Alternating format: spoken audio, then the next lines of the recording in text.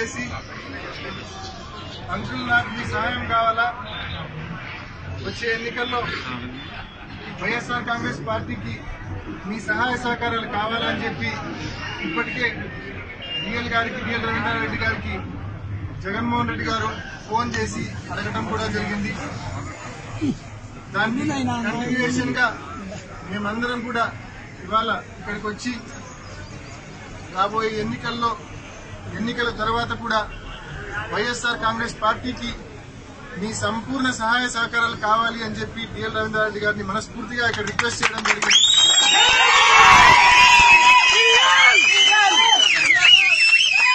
దానికి నిజంగా ఆయన కూడా మమ్మల్ని బాగా రిసీవ్ చేసుకున్నారు. మనస్ఫూర్తిగా ఖచ్చితంగా వైఎస్ఆర్ కాంగ్రెస్ పార్టీకి మనస్ఫూర్తిగా సహకరిస్తా. ఒక్క మైదుకూరులోనే కాదు, జిల్లా అంతా నా సహాయం ఎక్కడ చేయగలిగితే అక్కడ ప్రతి చోట వైఎస్ఆర్ కాంగ్రెస్ పార్టీకి ఉపయోగపడతా. వైఎస్ఆర్ కాంగ్రెస్ పార్టీ అభ్యర్థులను గెలిపించేందుకు ఖచ్చితంగా కృషి చేస్తానని చెప్పి మనస్ఫూర్తిగా ఆయన మాకు మేమందరం కూడా జగనన్న తరపున మేమందరం కూడా మనస్ఫూర్తిగా డిఎల్ గారికి ధన్యవాదాలు తెలియజేస్తా ఉన్నాం.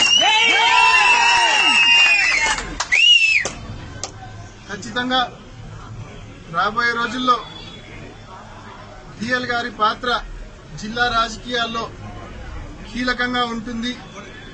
ఇప్పటికే మీ అందరికి కూడా తెలుసు, మాకు జిల్లాలో పెద్ద దిక్కుగా ఉన్నటువంటి మా పెదనాన్న వివేకానంద రెడ్డి గారు మరి 5 రోజుల క్రితం మరణించడం జరిగింది. మాకు ఆయన మరణం నిజంగా చాలా తీరని లోటు.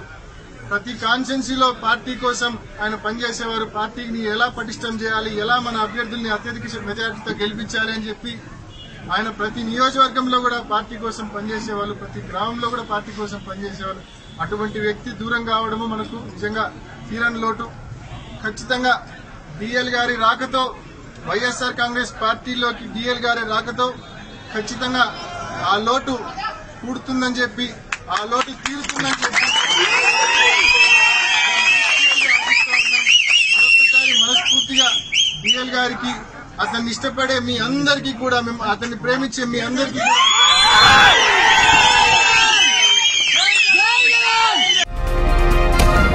ఈ వీడియో కనుక మీకు నచ్చితే లైక్ చేయండి. మా ఛానల్ని సబ్స్క్రైబ్ చేసుకోవడం మాత్రం మర్చిపోకండి.